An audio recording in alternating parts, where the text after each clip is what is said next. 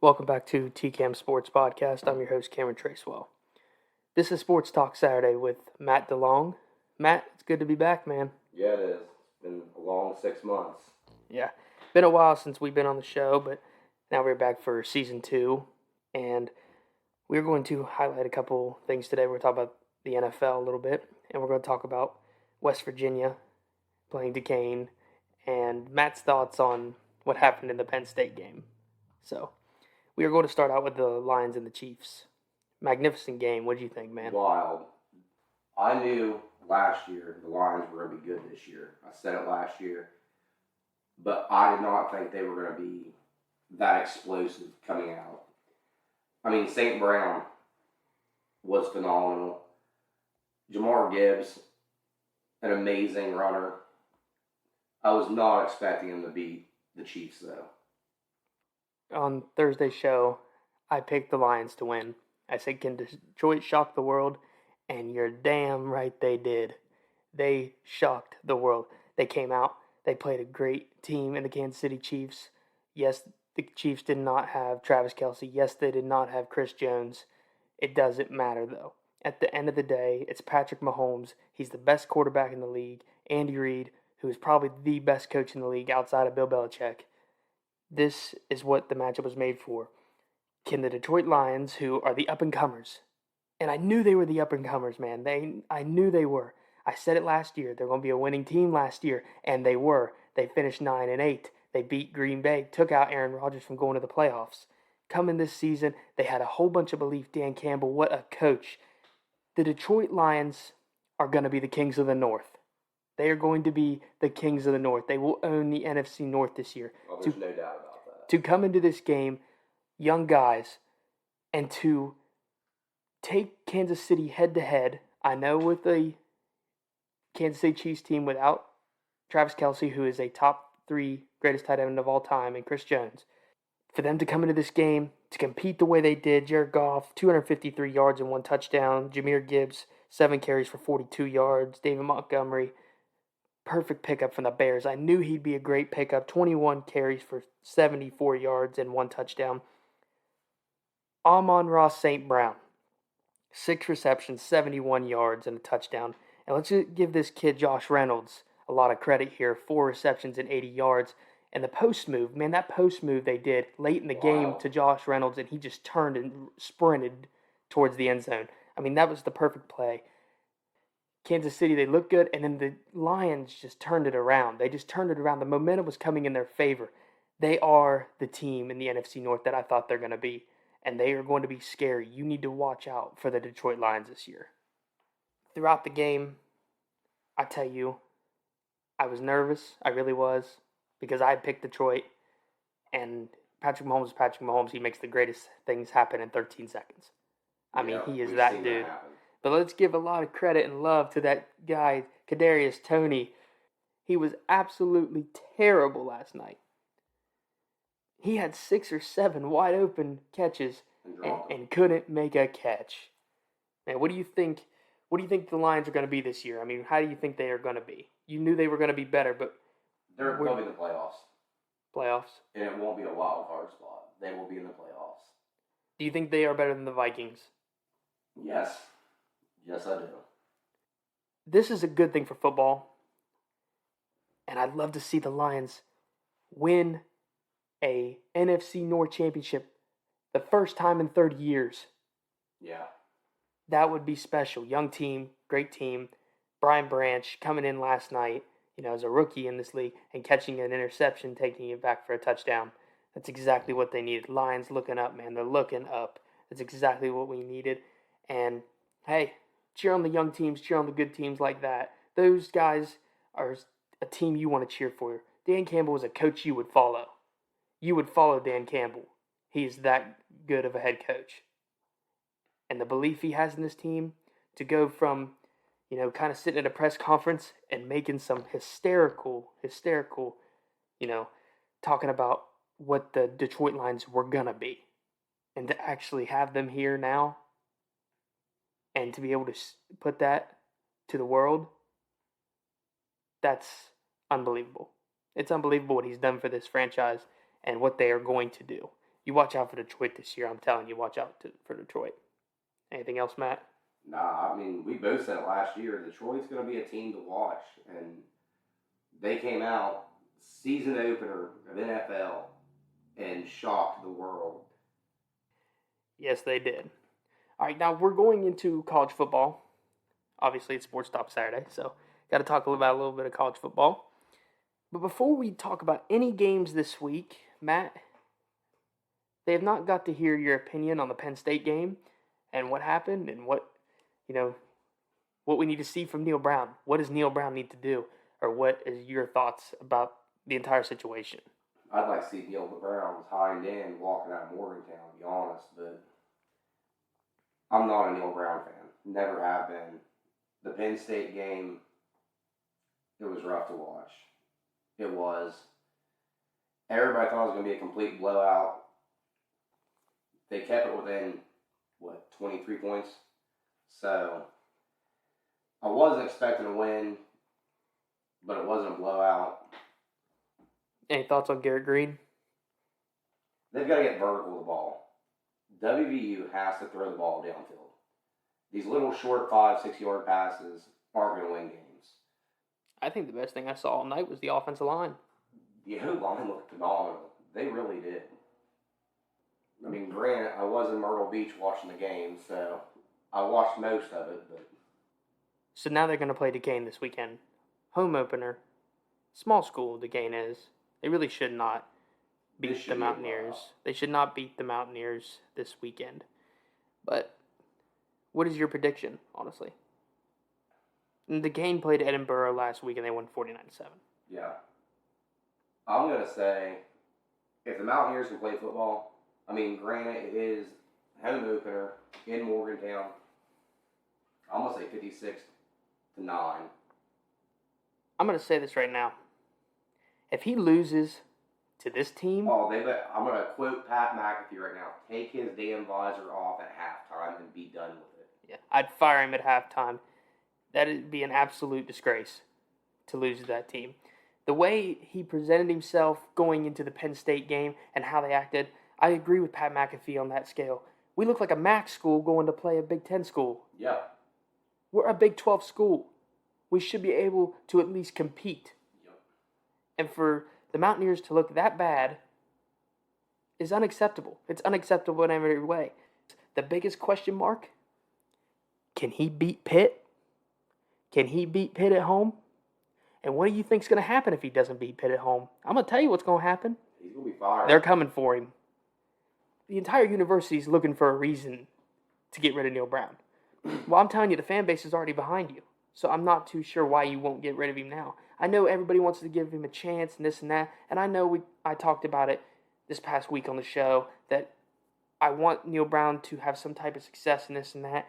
But I'm telling you, we can't stand around anymore and watch this. You cannot watch the Mountaineers, who should be able to compete, not even be able to compete in games.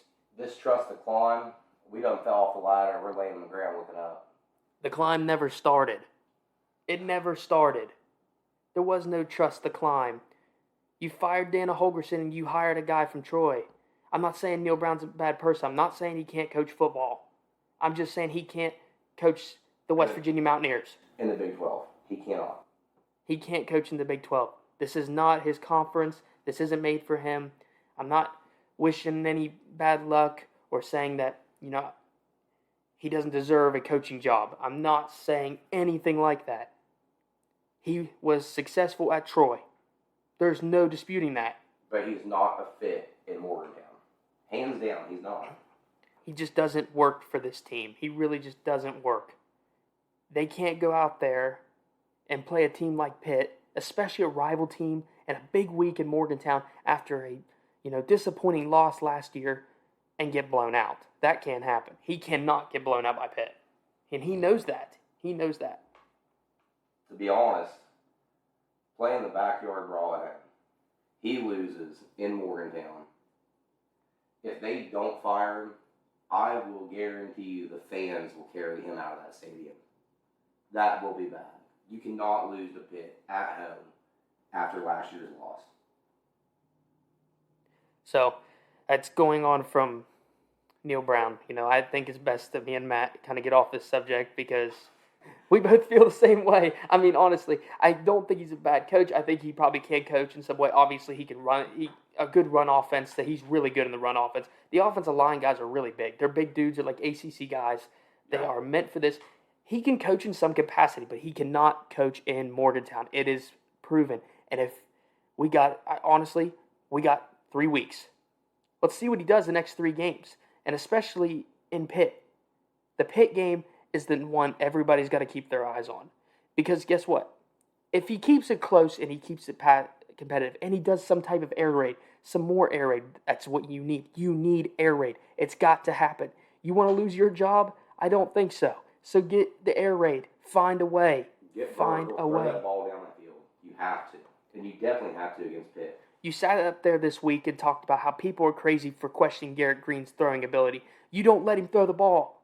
You don't give him any plays to throw the ball. So how are we supposed to know? We're going to question his ability when he doesn't throw the ball very often or he throws the ball out of the stadium. I mean, if you're throwing it out of the stadium and you can't even get to the end zone when the guy is completely wide open, then how do we know if he can throw the ball? You don't give him anything. He looks at his first target on a slant and on a screen and a flat. And if that guy's not open, he's running. I mean, he's running. That's it. He's going. He will not get vertical to the ball, and that's the problem. And that's because the offense is not very good. They don't have very many vertical plays. They're not air raid. So we're going to get off this subject, but what I'm saying is we have high expectations as fans. You've been here 5+ years. It's time to show what you're worth. If you were going to lose your job, I kind of expect you to put everything on the line. Everything. Yeah. Everything to prove to at least the Mountaineer fan base. If you win 7 games, I know that they talked about a deal with 8 games, but if you win 7 games, but you win 7 games that are really worth meaning, or maybe make a bowl appearance, then you might be able to keep your job. They honestly might consider it. But you cannot do what you did against Penn State. No, if he plays Pitt like he did Penn State, he better text his wife at halftime and tell her to put the house up for market. It's over. We're going to get off off West Virginia, and good luck to the Mountaineers this weekend. A couple other good games this weekend, man. I mean, I really kind of enjoy this Big Ten versus Pac-12 matchup with Colorado and Nebraska. I enjoy it. I know a lot of people don't like, because Nebraska's not been good in a really long time, obviously since the 90s. I think Matt Rule was a great hire out of Baylor. So, I mean, look what he did at Baylor. Really, in 3 seasons, they became absolutely nothing to being the Big 12 champions. And then he went to Carolina, and yeah, the NFL's a different league. It just is, man. It's a different league. I mean, is there any games that kind of peaked to you this weekend? I want to watch Colorado game. I do.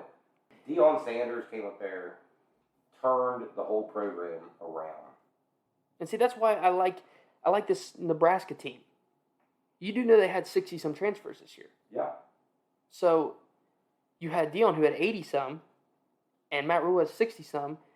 And the only reason Minnesota beat Nebraska is because everybody on the team is experienced, and they've been together for a while. And honestly, the Minnesota team was a little bit better. Most of these guys who came in to Nebraska are young dudes. Yeah. I'm seeing a really bright future for Nebraska. You lost to Minnesota's 13-10. I mean, that's not bad to start out. I mean, it's no Deion Sanders, but most of the guys that were with Deion Sanders were great to start with. They were great to start with. I mean, Travis Hunter's unbelievable. That guy's Heisman Trophy winner over everybody. As a player, I don't care. If he continues to do what he did against TCU, he is the Heisman. There is no doubt playing receiver and corner and being that good. There's no doubt in my mind. No. So that is an interesting game I think of. There's obviously Texas and Alabama, the round 2 matchup. You got any thoughts on Texas and Alabama? I don't know. I mean, if you had to... It's going to be Alabama. I go Alabama. You go Alabama? Yeah. That's not a bad pick. I think, like I said on the last show, I think Steve Sarkisian's best days of beating Alabama are over. I think Jalen Milroe is going to show the world, with that dual threat ability that he has this weekend. I think it's going to prove it this weekend. I think Alabama is, honestly, I think they're going to roll over Texas. I really do. I really think they're going to roll over Texas. I don't know if it's going to be a blowout, but when Bama starts rolling, I mean, it's roll tide. Everybody knows that. Week 2, not the biggest matchups and stuff like that. Obviously, week 1 and 2 are not really, but I'm hoping some interesting games out of some ranked teams that are playing unranked teams. Really, honestly, I think Texas A&M and Miami could be interesting. Both are 1-0. Jimbo Fisher. Let's see if he's got a good team this year. That'd be nice to see. And then I personally, we talked about UNC and App State. App State's got the potential to upset anybody, and they some reason randomly do. I never know why. They just always do. That's the game I'm ready to watch, is the App State North Carolina game, because I got to see what Drake is made of, because Spencer Rattler outplayed him last week. I don't care what anybody says. He outplayed him 30 of 39 for 353 yards to Drake May's 269 yards with 2 touchdowns and 2 picks. He outplayed him. South Carolina's offensive and defensive line failed them. I mean, they both failed them. Those are a little bit about college football and about the Mountaineers and stuff like that. And so now we will come back around into a circle to the NFL. NFL Sunday, week 1. Here we go, man. Here we go. We got some great matchups. And how about them Cowboys? How about them Cowboys and that Jerry Jones? Man, what an offseason this dude's had. Man. He can't keep his mouth shut. What do we do this offseason for the Cowboys? We fired Kellen Moore and let him go to the Chargers. Mike McCarthy's running the offense. Jerry Jones has now brought in Trey Lance, but then yet again tells everybody Dak Prescott's going to be the remaining quarterback. So you are obviously a Cowboys fan, and since you brought it up, let's talk about it, man. Your personal feelings. We need to know your personal feelings of Jerry Jones bringing in Trey Lance. He can't keep his mouth shut. And if he really wanted Dak to be QB1, why did he bring in Trey Lance? Why? There's something underlying in that. I think what's going to happen is he'll let Dak start week 1, week 2. And if Dak doesn't put the numbers up or doesn't win the games, I think Trey Lance will come in week 3 and be QB1. Personally, I think that's what will happen. Because Jerry Jones said whatever he wants about Dak's going to be the quarterback. Dak's QB1. If you're not firing all cylinders, you mess up, you throw the interceptions, I think he'll put Trey Lance in there. Let me say this.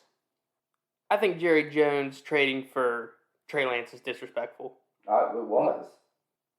What he did, going behind Mike McCarthy's back and not telling the head coach that you are trading for a potential quarterback who's supposed to have a lot of talent, who's supposed to be a starter and live up to the hype, to trade and do that to a team and a Dak Prescott who needs confidence this season. That's not an owner giving your quarterback confidence right there. That is absolutely not. What you're telling your quarterback, in which he came back and said, Dak Prescott is my quarterback. But what you underlyingly are telling Dak Prescott is, don't mess up. Your replacement's standing right there. If you don't win now, you're done. You're done on my team. In which, here's why I don't think it will happen. Because I don't think Mike McCarthy will let it. I think Mike McCarthy believes in Dak Prescott. He does. And I think with Jerry making that move, Mike McCarthy's going to push back. Dak Prescott's going to play on his foot. It's his, at the end of the day, while Jerry owns the organization, McCarthy is running the show. What did they say a couple weeks ago? Dallas is Jerry's world. Whatever goes on in Jerry's head is Jerry's world. That's McCarthy's football team. You can say it however you want, but you're right. McCarthy's the one who will lead you to the Super Bowl. If they are going to make anything deep in the NFL, Mike McCarthy and Dak Prescott are the two dudes that are going to be doing it. And let's remember something real quick. We talk about Dak Prescott and Mike McCarthy. Nobody forget about Dan Quinn, please. Dan Quinn has one of the best defenses in football for this team. Yes. So we're not going to just, blow over Dan Quinn. We need to pay attention to what Dan Quinn brings to the table. They have a great, tremendous defense. Jerry Jones needs to step out of the way. He needs a setback. Let the organization do it. They know what they're doing. You need to get out of being the GM. That's got to stop. Your son needs to get out of being the GM. You guys don't need to be making decisions on who's playing on the team. Your job is to, bring the fans in, bring everybody around, and have the team. Have that team in Dallas. That's what you're supposed to be a part of. Yeah. Everybody underneath you, for like the 31 other organizations, by the way, have a GM, president of this, president of that, facility guys, a main head coach who knows what they're doing all the time, and they're in control. Dallas. And so and guess what everybody else does? All the other owners, they sit back and they watch. They do exactly, what they need to do for their football team during finances and stuff like that, but they sit back and they watch while the rest of the organization takes care of itself. That's what they're supposed to. Right. They're not supposed to. Listen, you're not supposed to be in draft night. You're not supposed to be the one picking the player. Yep. What do you know about football, Jerry? You never played. You've never played. Listen, I never played football. And so I wouldn't call my expert in drafting anybody, this and that. And I'm not saying he doesn't know some of the game because he's been around for a long time. They know what needs to be on the team. Guys know what needs to be on Mike McCarthy's team. Mike McCarthy knows what he needs. You're right. He knows what he needs. Dan Quinn knows what he needs on the defense. Not Jerry Jones, Dan Quinn. Dan Quinn and Mike McCarthy have both been to Super Bowls, by the way, as head coaches in the National Football League. Yep. They've both been there. Talking about the Cowboys, they're going to win Sunday night. They'll win Sunday night. Hands down. They will win in New York on Sunday night, 8:20, NBC. Dallas is favored by 3.5. They will win. They have more talent. Now, the Giants are going to put up a fight. Brian Dable's a heck of a coach. Cowboys. What's your score prediction? Of the game? Yeah. I'm looking at honestly, probably a 28-24. I was going to go 27-21. Yeah, I'm thinking about 28-24 because the Giants did get Darren Waller. They do still have Danny Dimes. They have Saquon Barkley. They have a pretty decent receiving core. They have a young defense. Brian Dable's a heck of a coach, so he's not going to back down to the Cowboys. He's not scared of Mike McCarthy and Dan Quinn and them. He ain't worried about that.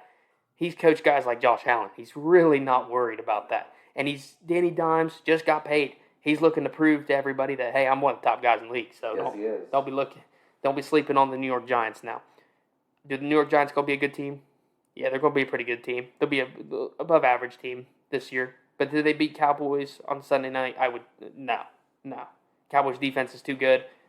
Got CeeDee Lamb, Tony Pollard in the backfield, Brandon Cooks on the other side. They'll be fine. Dallas will be fine. They got Michael Parsons. Yeah, they'll be fine. Trayvon Diggs and them, they'll be fine. Dallas is going to prove themselves Sunday night, sorry. So, I like how we started out with a Sunday night game, man. I know. Like, out of all the games, and, it's honestly arguable that the Cowboys-Giants game is not as highlighting as the Monday night game. I mean, the Monday night game is absolutely insane with the Bills and the Jets. Yeah. That's absolutely insane, but we will not jump into that game just yet. So we got, your 1 o'clock games, got your some interesting games. Steelers, 49ers, Ravens, Texans, Bengals, Browns, Bucks, Vikings, Saints, Titans, Falcons, Panthers, Jags, Colts, Cardinals, Commanders. 4 o'clock, you got your Raiders, Broncos, Dolphins, Chargers, Eagles, Patriots, Packers, and Bears. And finishing out the 4 o'clock games before going into Sunday night is the Rams and the Seahawks. Now, Matt and I will pick each team for each game. So you're picking Seahawks in the 4 o'clock games. So we'll start with the 1 o'clock games here first. We'll start with the 1 o'clock games. All right. All right, we got the 49ers and the Steelers. That's our first 1 o'clock game. Who you got? 49ers. Steelers. I already was kind of Steelers. Steelers I can't for me. see anything Pittsburgh. Texans and Ravens. Ravens. I'll go Ravens. I like Texans, though. They got a bright future. CJ Stroud and those boys. Bright future. Just not too young. They're too young for right now. All right. This is a highlight game for the 1 o'clocks. We just got confirmation yesterday that Joe Burrow will be playing this weekend. Joe Burrow versus Deshaun Watson, who I talked about should be one of the most improved players this year. Who you got? Bengals. Why? Joe Burrows. He's a clutch quarterback, and I like the Bengals. Oh, man. Cleveland Browns. All right. I will pick the Cleveland Browns. I think it's a big time statement for Deshaun Watson to come out here and make sure everybody knows who he is. To remind everybody who he is. Because last time that he was fully healthy, 4,500 yards, you're right. 33 touchdowns. The guy has got it.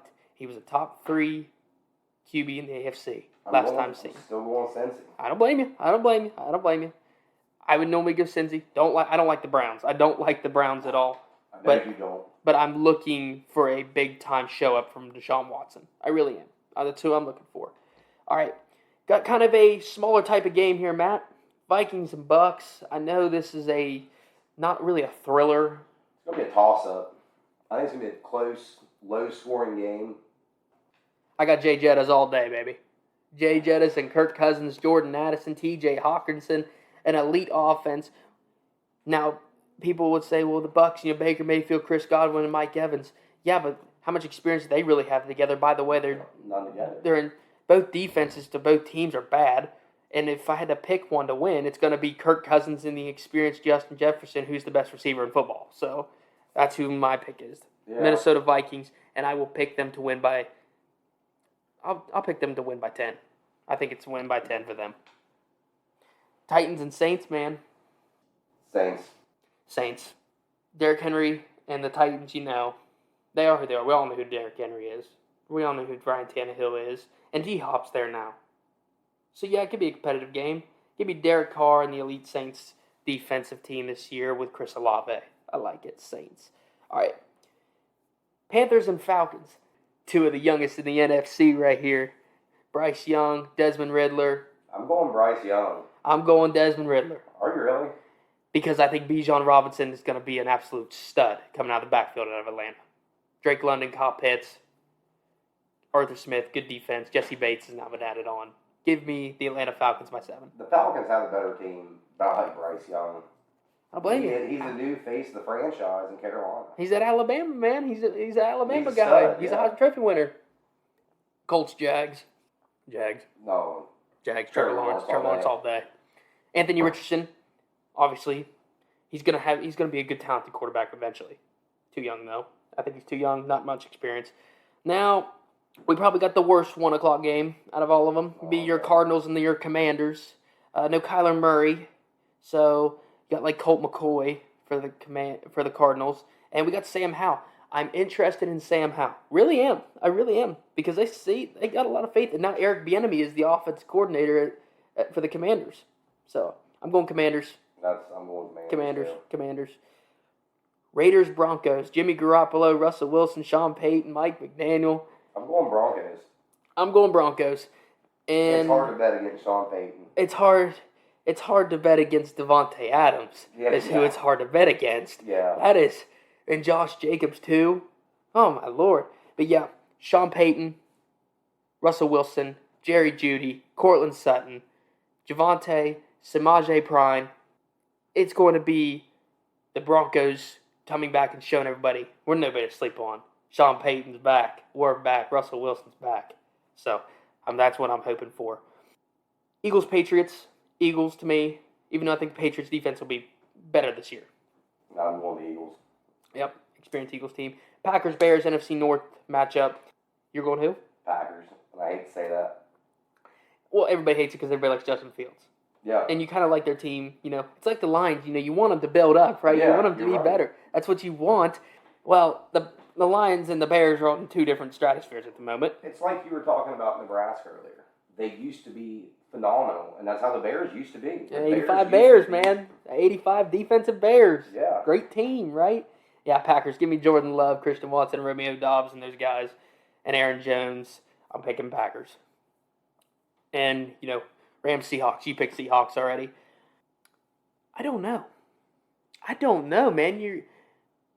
I'm going to take Seahawks just because Cooper Kupp's not playing. Just because Cooper Kupp's not playing. Matt Stafford back with Cooper Kupp. Sean McVay's offense, probably would have to go with the Rams just because I've seen that duo already win a Super Bowl, so I would have to roll. But give me Seahawks and give me that, Geno Smith And I hope Jackson Smith and Jacob plays this weekend. I know he just went through surgery not a while back, but I hope he plays this weekend. I'd like to see him, DK Metcalf, and Tyler Lockett on the field together. That'd be absolutely insane. We will come back to the 4 o'clock game. Dolphins, Chargers, big time 4 o'clock game. Tua, Justin Herbert, Tyreek Hill, all day. Tyreek Hill, Jalen Waddle. Repeated from the Raiders earlier. I'm sorry.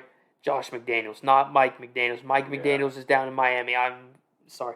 But give me Mike McDaniels, give me Tua, give me Tyreek Hill, give me Jalen Waddle, Bradley Chubb, and the boys. You are going into a hostile environment. Justin Herbert, I know he's elite. I know he's experienced, but I'm expecting a better year out of Tua. Less injuries, you know. If he can stay healthy, he's a great quarterback. He's a great quarterback. And you got Tyreek Hill and Jalen Waddle, who But they're playing at SoFi, and But it's still Tyreek Hill and Jalen Waddle, the two fastest dudes on the outside. Yeah. I mean, like, they're absolutely insane. And I want to finally jump in, you know, Bills, Jets, Monday night, 8:15, ABC, Josh Allen, Aaron Rodgers, big time matchup, man. And there's a lot to talk and a lot to break down in this game, you know. Josh Allen, going with the Bills. And I hate to say it, but I cannot stand Aaron Rodgers. Yes, he looks good. How long is he going to look good? How long can he stay healthy? I'm going to tell you right. I'm going with Buffalo. I'm going to say something about Josh Allen. He's overrated. He is. I think he is. This is the year for Josh Allen to prove to everybody that he belongs in the conversation with Burrow and Mahomes. Yeah. And if he doesn't, he's out of it. I truly believe that. I don't see any other way out of it. If they collapse this season, he's out. Yeah. He's out. It's Burrow and Mahomes. Yeah. It's Burrow, Mahomes, and Jalen Hurts is making a case. And Jalen Hurts, if he gets back to the NFC Championship or back to the Super Bowl, he's making a case to be in the conversation again. But you pick the Bills. Expect big thing from the Bills. I already know you're going Jets. Funny enough, maybe I go Bills. Really? I was not expecting that at all. But if you want to hear my real answer on who I'm going to go with, I'm going to break it down real simple. WPKM 96.3 The Beat. The Countdown returning Monday. Hunter and I are going to be breaking down all the games from Sunday, all your games, and we are going to be breaking down who we are taking for Monday Night Football. I could go Bills.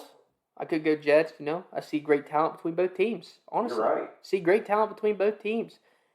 But if you want to hear my answer, WPKM 96.3 The Beat, Monday, 4 o'clock. We're going to break it down, me and Hunter and I. And it's good to be back here on Sports Talk Saturday with Matt DeLong, man. It's been a while, man. It has. And we got a long season time ahead of us. of football, man. I'm All so football. happy. Obviously, we got to get through the first week of the NFL to be breaking down a little bit more of what we're seeing. So we're just making fun predictions here and today. And thanks for tuning in, guys. Thanks for joining back in. And we will see you guys next Saturday at noon. We'll see you guys later.